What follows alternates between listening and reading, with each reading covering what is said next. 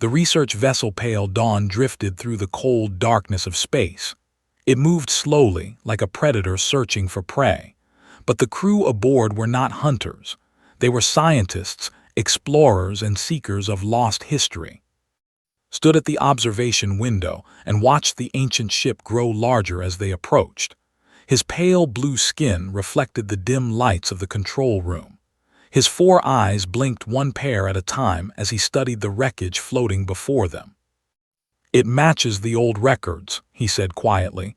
"This is a human vessel." The word hung in the air like poison. Around him, the other crew members shifted uncomfortably. Some looked away. Others whispered prayers under their breath. Captain stepped forward. He was old, even by standards. His scales had faded to a dull gray and his movements were slow and careful. "Are you certain? The humans have been extinct for 4,000 years. Their ships should have turned to dust by now." "The vacuum of space preserves things," Captain replied. "And this ship, it was built to last. Look at the design, the thick hull, the reinforced structure. Humans built things to survive." "They built things to kill," muttered the weapons officer. He was young and nervous, and his hand never strayed far from his sidearm. "My grandmother used to tell stories about them.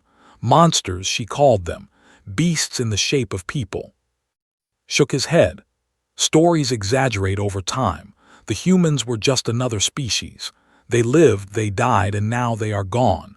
What remains is history, and history belongs to everyone."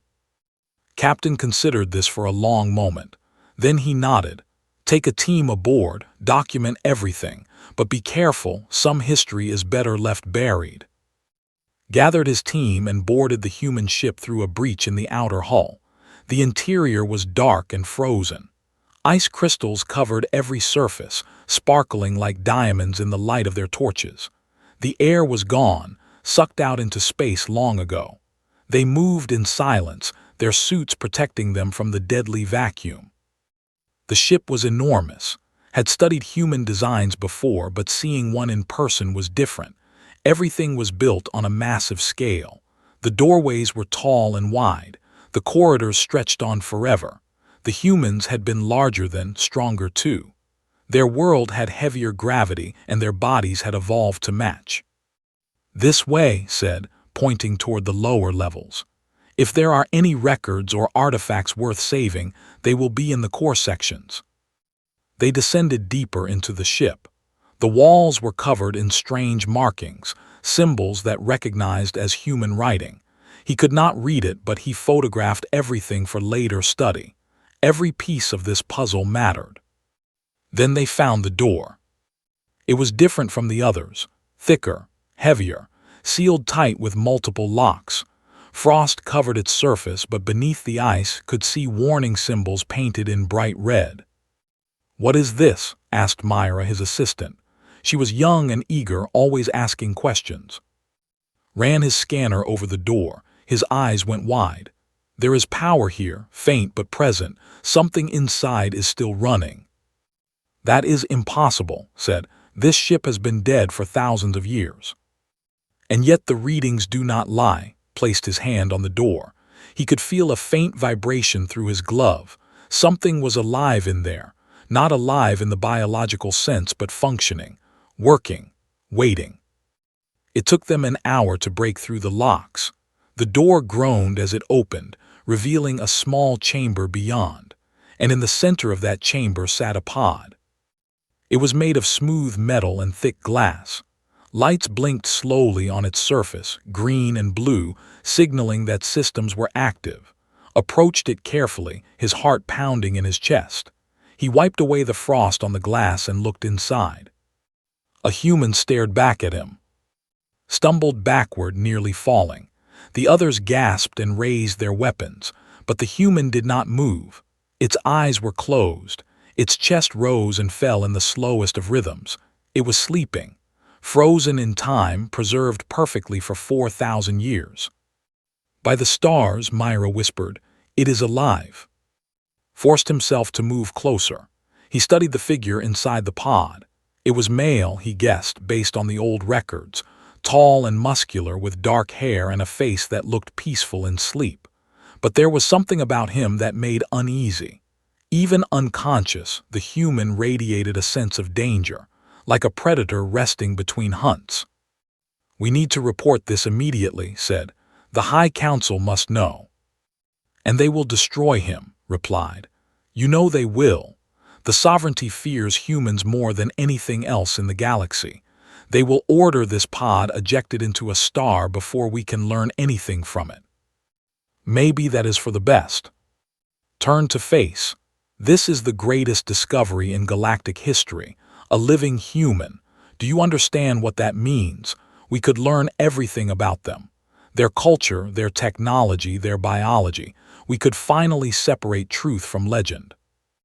Or we could unleash something terrible. The argument continued for hours. Messages were sent to the High Council, but space was vast and communications were slow. It would take days for a response to arrive. In the meantime, the crew of the Pale Dawn debated what to do with their impossible discovery. Captain listened to both sides. He was a careful man, not given to quick decisions, but even he could not ignore the wonder of what they had found. A living piece of history, frozen in time, waiting to be awakened. "We will study the pod," he finally decided. "We will learn everything we can, but we will not open it, not until the council responds." Agreed to these terms. He set up monitoring equipment around the pod and began analyzing every signal it produced. The technology was amazing, far beyond what he expected from such an ancient civilization. The humans had been primitive in many ways, but in others, they had been brilliant. Days passed. The council's response finally arrived. High Commander's message was short and clear. Destroy the pod, destroy the ship, leave no trace. But by then it was too late. Stood before the pod, his hand hovering over the release mechanism. He knew he was about to disobey a direct order from the highest authority in the galaxy. He knew the consequences could be severe, but he also knew that some knowledge was worth any price. "Forgive me," he whispered. Then he pressed the button. The pod hissed. Steam rose from its seams. The lights changed from green to amber to red, and inside the glass the human opened his eyes. They were dark and deep, those eyes. They held no confusion, no fear, no wonder, only cold, calculated awareness. The human looked at and felt something he had never felt before in his long life of scientific exploration. He felt like prey, was awake, and the galaxy would never be the same.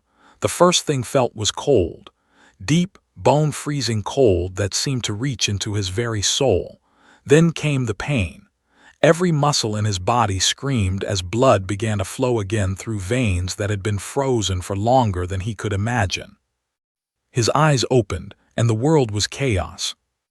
Bright lights, strange sounds, alien faces staring at him through the glass. Training took over before his conscious mind could catch up. He was a soldier. He had been a soldier since he was 18 years old, and soldiers did not lie still when surrounded by unknown threats. The pod door flew open as he kicked it with both feet. The metal bent outward and crashed into one of the creatures, sending it flying across the room. Rolled out of the pod and landed in a crouch, his hands raised and ready. 3 of them came at him. They were not human. They had blue skin and 4 eyes each, and they moved with a strange, flowing grace. But they were slow, so very slow compared to what was used to. He grabbed the first one by the arm and twisted. The creature cried out in pain and dropped to the floor. The second one tried to aim some kind of weapon at him, but was already moving. He closed the distance in a heartbeat, knocked the weapon aside, and struck the creature in the neck with his palm. It collapsed, gasping for air. The third one backed away, hands raised in surrender. It was smaller than the others with softer features. Female, perhaps, hesitated. "Wait," the creature said. "Please wait." The words were strange, filtered through some kind of technology that did not understand, but he recognized the tone. It was the sound of someone who did not want to fight, someone who was afraid but trying to be brave. Lowered his hand slightly. His heart was pounding. His vision was blurred. The cold was still in his bones and his body felt weak and heavy. He needed answers, but first he needed to survive. "Where am I?" he asked. His voice was rough and dry, barely more than a whisper. The female creature stepped closer. She moved slowly, carefully, like someone approaching a wild animal. "You are safe," she said. "My name is I am a medic. I want to help you." Looked around the room. It was clearly some kind of laboratory. Equipment hummed and blinked on every surface. The two creatures he had disabled were already being helped by others. They were alive, he noted with grim satisfaction. He had not killed anyone. "What year is it?" he asked. Exchanged a glance with another creature, the one who had been standing closest to the pod when woke up. That one was older, with nervous movements and wide, frightened eyes. "By your calendar," said slowly, "it has been approximately 4,000 years since your ship was launched." The words hit like a physical blow. 4,000 years. Everyone he had ever known was dead. Earth was gone. His family, his friends, his entire world had turned to dust while he slept in the darkness of space. He sat down heavily on the edge of the pod. For a long moment he said nothing. His training told him to stay alert, to assess the situation, to plan his next move. But his heart was empty. Everything was gone. "The human is in shock," said to the others. "Give him space, give him time." The nervous creature approached slowly. "I know this must be very difficult for you," he said. "But please understand, you are something special. You are the only human left in the entire galaxy. We thought your species was extinct." "Extinct," repeated. The word tasted bitter in his mouth. "How?" Hesitated. We do not know the details. The records from that era are incomplete. There was a great war many thousands of years ago. When it ended, there were no humans left, only ruins and legends." Looked up at him. His eyes were hard and cold. "You know more than you are telling me." "I know only what the historical records say. And the historical records say that humanity was dangerous, that your species was a threat to the entire galaxy." "A threat?" Almost laughed. "We were farmers and builders, scientists and artists. We explored the stars because we dreamed of finding friends among them, and you call us a threat." Had no answer to that. Over the following days, recovered his strength. His body healed faster than the doctors expected. They ran test after test, measuring everything they could. His reflexes, his endurance, his ability to withstand pain. Every result amazed them and frightened them in equal measure. "His reaction time is 4 times faster than any known species," reported to Captain. "His muscles generate twice the force. His brain processes information at an incredible rate, and his ability to adapt, it is beyond anything in our records." "Is he dangerous?" the captain asked. Was quiet for a moment. He disabled 3 trained crew members in under 5 seconds. He did it while half frozen and barely conscious, and he chose not to kill them. He paused. "That last part frightens me more than anything else." "Why?" "Because it means he was thinking clearly. Even in that moment of chaos, he was making decisions. He evaluated the threat, neutralized it with minimum force, and stopped when the threat was gone. That is not the behavior of a wild animal. That is the behavior of a trained predator." Spent most of his time alone. He learned the ship's language through a translator implant that installed behind his ear. He studied the vessel's layout, memorized the crew's routines, and watched everything with quiet, patient eyes. Visited him often. She brought him food and water and sat with him when he could not sleep. She told him about the galaxy as it was now, about the great civilizations that rose and fell while he slept. She spoke of the galactic sovereignty, the governing body that ruled most of known space. And she spoke of the old stories, the legends of humanity that parents told their children to frighten them into obedience. "They say your kind could fight for days without rest," she said one night. That you could survive wounds that would kill any other species, that you feared nothing and no one. Smiled slightly. It was the first time I'd seen him show any emotion other than cold control. We feared plenty, he said. We feared death. We feared failure. We feared losing the people we loved. But we learned to fight through fear, to use it as fuel instead of letting it control us. That sounds exhausting. It was, but it was also what made us human. He looked at her with those deep, dark eyes. What happened to my people? What really happened? Looked away. I do not know, truly I do not. The records are sealed. Only the highest members of the sovereignty have access to them. But you suspect something. She was quiet for a long time, then she nodded. The stories do not add up. They say humanity destroyed itself in civil war, but the ruins we have found tell a different story. Your cities were not destroyed from within. They were destroyed from above, from orbit. Closed his eyes. He had suspected as much. The galaxy had not watched humanity die. The galaxy had killed humanity. And now, 4,000 years later, he was the only one left to remember. The High Council has ordered your death, said quietly. They are afraid of you, of what you represent. And what do I represent? Looked at him with something that might have been pity or might have been admiration. You represent the truth, and the truth is the most dangerous thing in the galaxy. Stood up and walked to the window. Outside, the stars burned cold and distant. Somewhere out there, the ashes of Earth floated in the void. His home, his people, everything he had ever known. Then I guess I had better not die, he said. Not until I find out what really happened. Not until someone pays for what they did. Felt a chill run down her spine. In that moment, looking at the last human in the galaxy, she understood why her ancestors had feared his kind. And she understood that they had been right to fear. The message spread across the galaxy like fire. A living human had been found. The impossible had happened. The monsters of legend had returned. High Commander stood in the command center of his flagship, the Eternal Judgment, and watched the reports flood in. Every system was talking. Every species was afraid. The carefully maintained order of the galactic sovereignty was crumbling, and it was all because of one frozen corpse that had decided to wake up. How many ships can we gather? Asked. His aide, a thin-named, checked his display.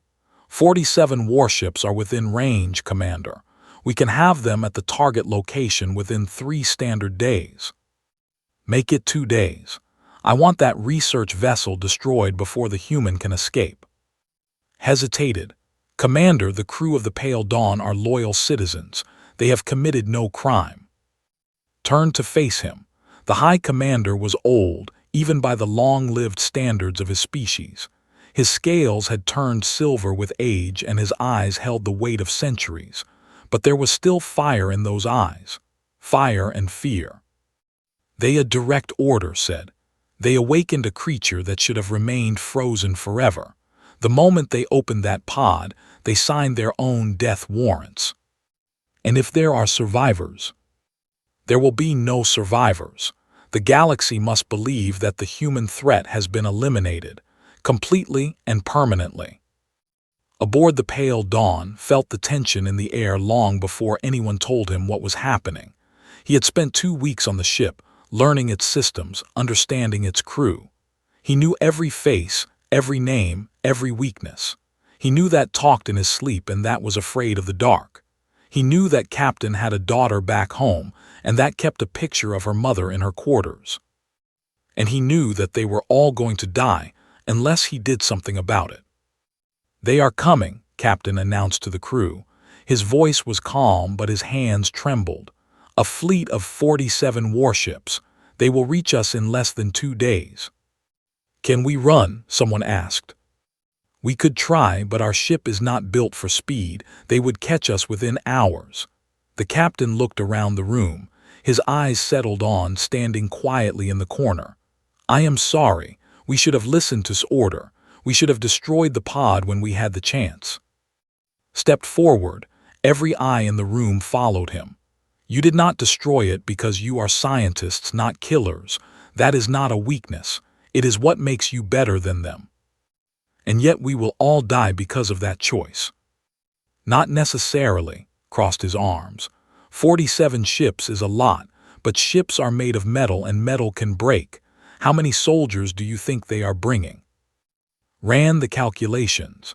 Based on standard fleet composition, approximately 12,000 combat troops, plus another 8,000 in support roles. 20,000 soldiers, nodded slowly. To kill one man, they must be very afraid. They are, said, the stories of your kind. They are not kind stories. Humans were said to be unstoppable, relentless. A single human warrior could defeat 100 soldiers. That is an exaggeration. Is it? Was quiet for a moment. Then he smiled. It was not a warm smile. Maybe not by much. The crew prepared for the worst. They armed themselves with whatever weapons they could find, though most of them had never fired a gun in their lives. They barricaded doors and reinforced hatches. They prayed to gods that had not answered prayers in centuries. Prepared differently. He studied the ship's blueprints until he knew them by heart. He located every air vent, every maintenance tunnel, every weak point in the structure. He gathered supplies and stashed them in hidden locations. He turned the pale dawn into a maze that only he could navigate. On the morning of the second day, the fleet arrived. They came out of faster-than-light travel like a swarm of metal locusts. Warships of every size filled blocking out the stars. Weapons powered up, targeting systems locked on. The pale dawn was surrounded, trapped, and utterly alone. This is High Commander of the Galactic Sovereignty. A voice crackled over the communication system. You are harboring a dangerous alien creature. Surrender it immediately or face total destruction. Captain looked at. There was despair in his eyes. I am sorry, I cannot ask my crew to die for you. You do not have to. Placed a hand on the old captain's shoulder. Get your people to the escape pods. Launch them as soon as the boarding parties arrive. The sovereignty will be so focused on me that they will not bother with civilian pods. And what about you? His eyes went cold. I am going to give them exactly what they expect, a monster. The first boarding party entered through the main airlock. 30 elite soldiers in full combat armor, carrying the most advanced weapons in the galaxy. They moved in perfect formation, sweeping each room with professional efficiency. They found nothing. The corridors were empty. The lights flickered on and off. The only sound was the hum of the ship's engines and the occasional creak of old metal. Spread out, the squad leader ordered. Find the human, kill on sight. They spread out. That was their first mistake. The first soldier died without making a sound. One moment he was walking down a dark corridor. The next, a hand reached out from the shadows and snapped his neck. His body was dragged into a ventilation shaft before anyone noticed he was missing. The second soldier heard something behind him. He turned, weapon raised, but there was nothing there. When he turned back, was standing in front of him. The soldier had time to gasp before a fist crushed his windpipe. The third soldier actually managed to fire his weapon. The energy blast scorched the wall where had been standing a heartbeat earlier, but the human was no longer there. He was behind the soldier now, and a moment later, the soldier was unconscious on the floor. One by one, the boarding party fell. Some were killed quickly. Others were left alive, unconscious and bound. Made choices in the heat of battle, decisions that should have been impossible given the speed at which he moved. But his mind was faster than his body, and his body was faster than anything the galaxy had seen in 4,000 years. The squad leader called for reinforcements. A second team entered the ship, then a third. Each time the same pattern repeated. The soldiers would advance and the human would hunt them through the darkness like a ghost. On the bridge of the Eternal Judgment, High Commander watched the casualty reports scroll across his screen. His face grew pale. In the span of 2 hours, over 300 of his soldiers had been killed or incapacitated by a single opponent. "This is impossible," whispered. "One human cannot do this." "One human should not be able to do this," corrected. "But we are not dealing with an ordinary human. We are dealing with a weapon that was never supposed to be unleashed." He gave the order to pull back the remaining troops. Then he gave another order, one that made his aides' blood run cold. "Target the pale dawn with everything we have. Destroy it. Destroy everything." Aboard the research vessel felt the ship shudder as weapons locked on. He stood in the main corridor surrounded by the bodies of fallen soldiers. His clothes were torn, his hands were bloody, but his eyes were clear. His voice crackled over his communicator. "The escape pods are away, the crew is safe, but they are going to destroy the ship." "I know. You have to get out of there." Looked around at the carnage he had created. He thought about the crew who had saved his life, who had given him a chance to live again. He thought about who had shown him kindness when everyone else saw only a monster. "I will find a way," he said. "Stay alive, this is not over." He ran toward the hangar bay. Behind him, the first missiles struck the pale dawn, and the ship began to tear itself apart. But was not finished yet. Not by a long way. The escape pod drifted through the debris field, invisible among the scattered remains of the pale dawn. Had found it in the hangar bay, a small maintenance shuttle meant for repairs, not escape. But it had been enough. He had launched just as the missiles tore the research vessel apart, riding the shockwave like a leaf in a storm. Now he waited in the darkness, watching the Sovereignty fleet through a tiny viewport. They were searching the wreckage, looking for any sign of his body. They would not find one. The dead soldiers aboard the pale dawn would burn with the ship, and the High Commander would believe his problem was solved. But problems do not die so easily. Piloted the shuttle to a nearby asteroid belt and hid among the rocks. He needed time to think, time to plan. The galaxy wanted him dead. Fine. Let them believe he was dead. Let them relax their guard. Then he would show them what a cornered human could do. Days passed, salvaged what he could from drifting wreckage and abandoned stations. He repaired his shuttle, improved its weapons, and modified its engines for greater speed. He was no engineer, but the humans of his era had been taught to be self-sufficient. Every soldier learned basic mechanics, basic electronics, basic survival skills. These lessons had saved his life before. They would save it again. One night, while scanning abandoned communication channels, he found something unexpected. A signal, faint but clear, broadcasting on a frequency that only humans would recognize. "This is of the former research vessel Pale Dawn. If anyone is receiving this message, please respond." His heart jumped. He had thought the crew was safe, but he had no way to confirm it. Hearing's voice filled him with a warmth he had not felt since waking from. He sent a response on the same frequency. "This is, I am alive." The relief in her voice was unmistakable. "We thought you were dead. We saw the ship explode. How did you survive?" "It takes more than a few missiles to kill a human." He paused. "Where are you? Are you safe?" "We are hiding on a neutral station in the outer systems. Found a way to scramble our identity signals. The Sovereignty thinks we died with the ship." She hesitated. "There is something else, something you need to see." They arranged a meeting on a small trading station at the edge of civilized space. Arrived first, wearing stolen clothes and a hood that hid his face. Humans were extinct, officially. If anyone recognized what he was, the Sovereignty would know within hours. Found him in a dark corner of the station's market district. She was thinner than before, her blue skin pale with stress, but her eyes lit up when she saw him. "You look terrible," she said. "So do you," he almost smiled. "What did you find?" Pulled out a small device and projected a holographic display.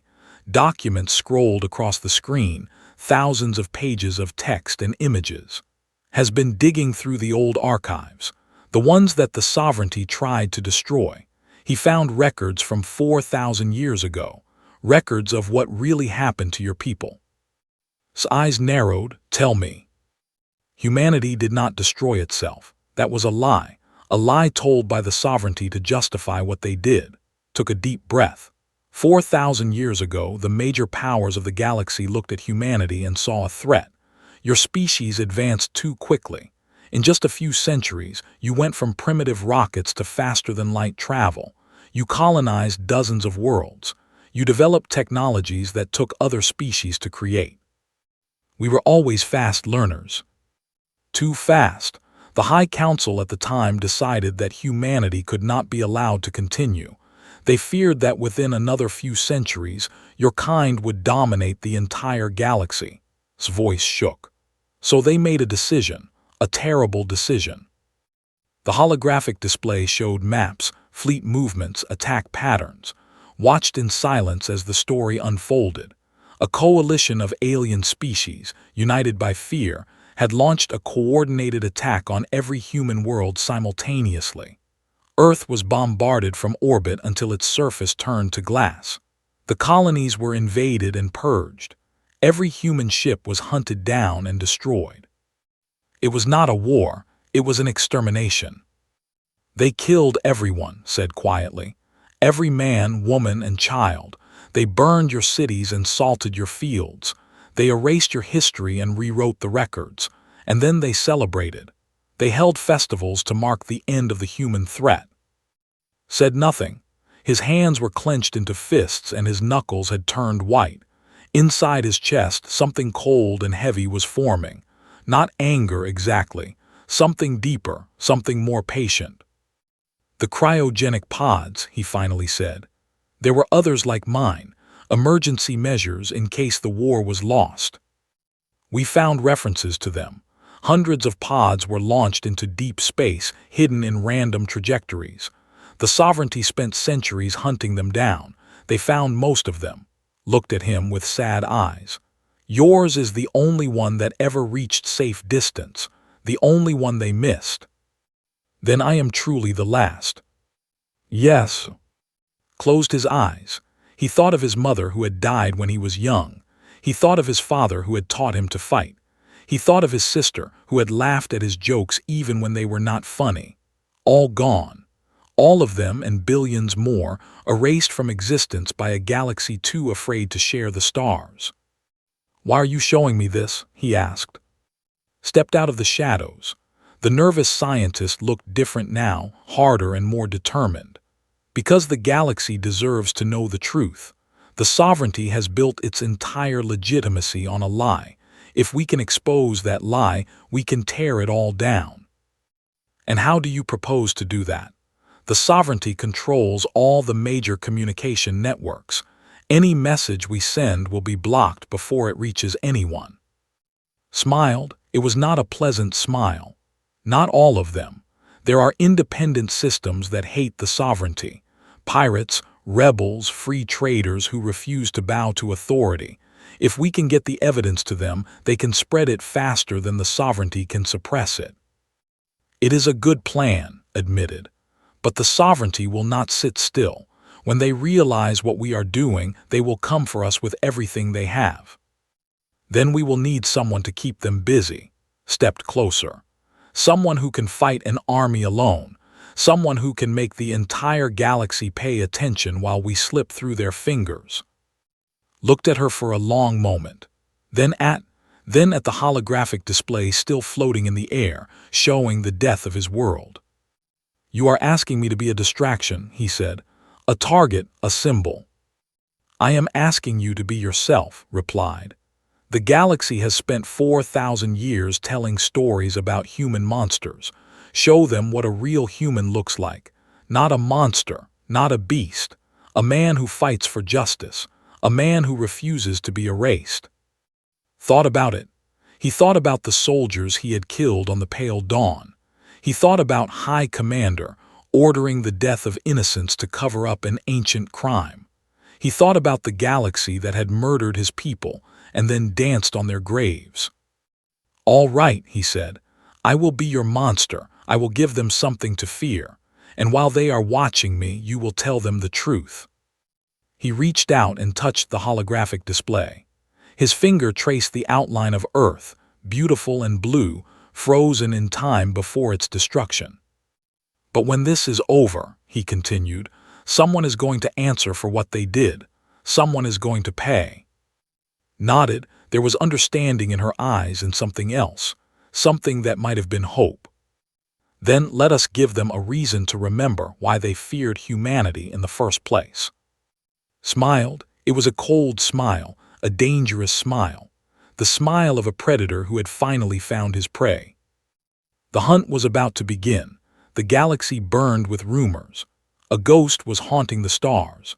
Supply convoys vanished without a trace. Patrol ships sent distress signals and then went silent. Sovereignty bases on the outer edges reported attacks by a single vessel, a tiny craft that struck like lightning and disappeared before reinforcements could arrive. The human was alive, and he was angry. High Commander stood in his war room, surrounded by tactical displays and panicking advisors. Every day brought new reports of chaos. Every day, the legend of the last human grew stronger. Pirates and rebels were speaking his name with reverence. Independent systems were openly questioning the sovereignty's authority. "How is one man doing this?" demanded. "We have the largest fleet in the galaxy. We have thousands of ships and millions of soldiers. How is he winning?" Did not answer immediately. He stared at the tactical display, watching the pattern of attacks.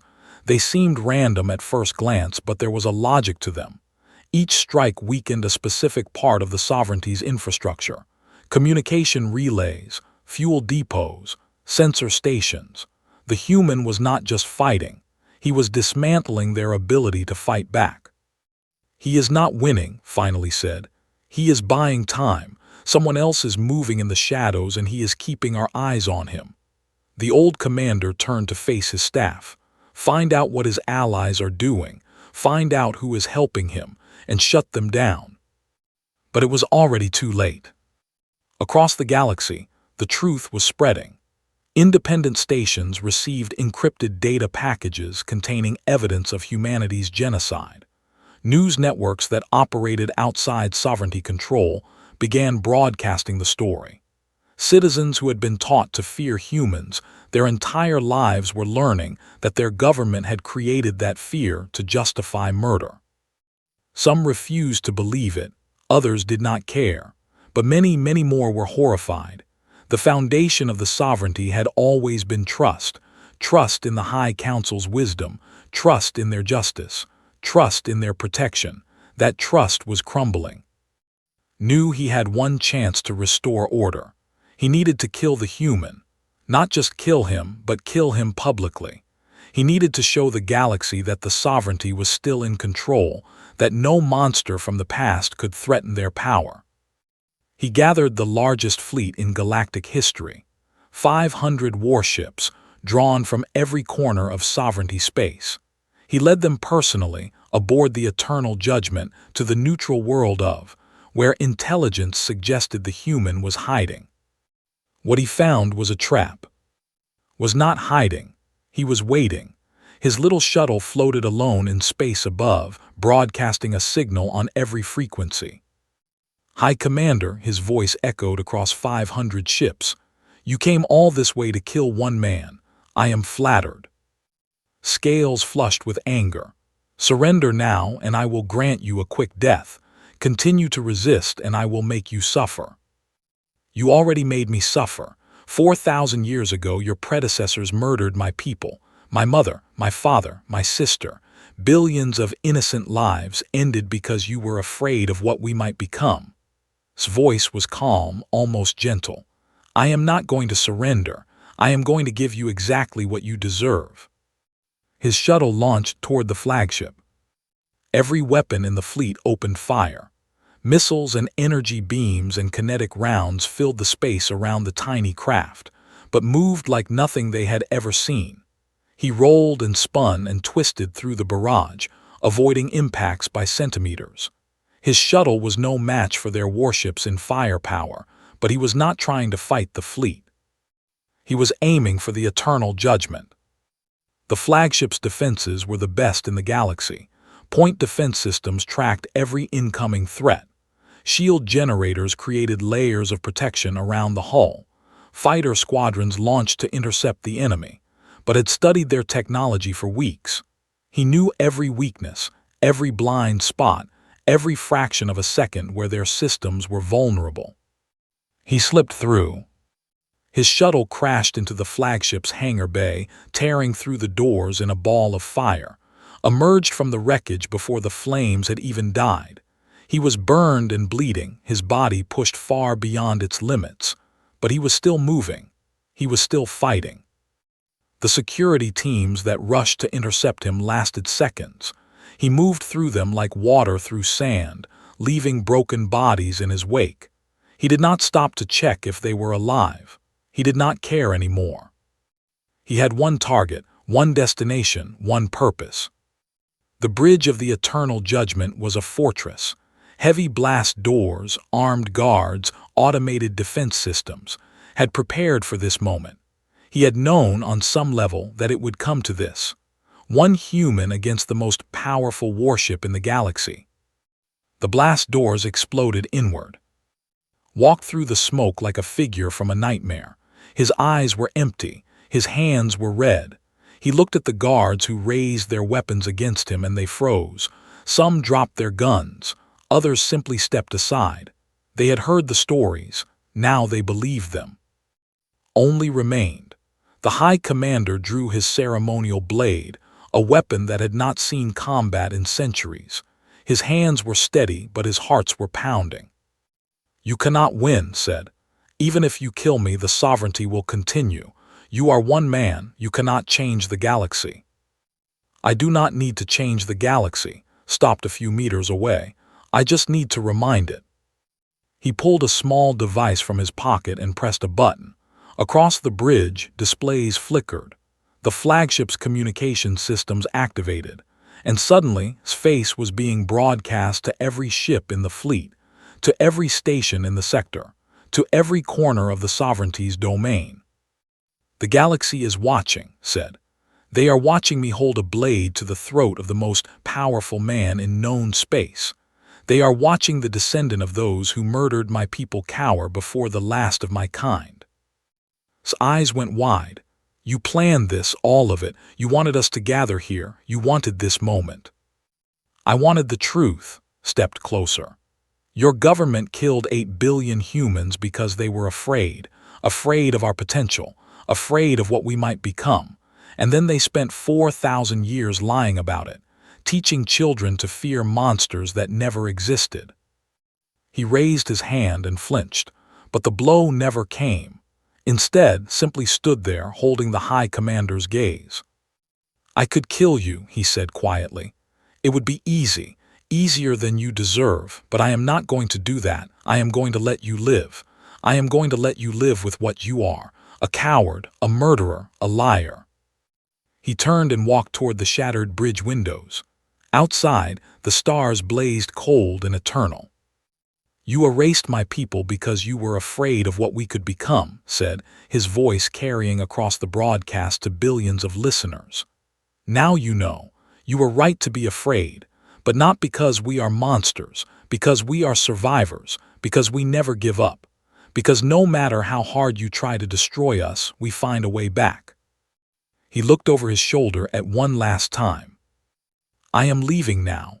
I am going to search the galaxy for any other survivors, any other pods you might have missed, and if I find them, we will rebuild, we will remember, and we will never forget what you did." He jumped. The void of space swallowed him, and for a moment thought it was over. But a small craft detached from the flagship's hull, hidden where no one had thought to look. It caught the falling human and rocketed away, disappearing into the star-filled darkness before anyone could react. In the silence that followed, became aware of the stairs, his crew, his officers, the entire fleet. They had all seen what happened. They had all heard the truth. The galaxy had watched a human spare the life of his greatest enemy, and in doing so, He had shown them something they had forgotten. Humans were not monsters. They were something far more dangerous. They were hope. Far away, aboard a salvaged freighter, and watched the broadcast end, they looked at each other with tears in their eyes. "He did it," whispered. "He actually did it." A message appeared on their console, 3 simple words from an unknown location. "Keep searching, T." The last human was out there, somewhere among the stars, and he was not alone anymore. The galaxy knew the truth now. The lie was broken. Had been frozen in time for 4,000 years. He had been awakened into a universe that wanted him dead. He had fought an empire with nothing but his hands and his will. And he had won. This was the beginning of a new story. The story of humanity's return. The story of what happens when you push a species to the brink of extinction and they refuse to die. The galaxy had tried to bury the humans. They forgot that humans were seeds. And seeds always find a way to grow.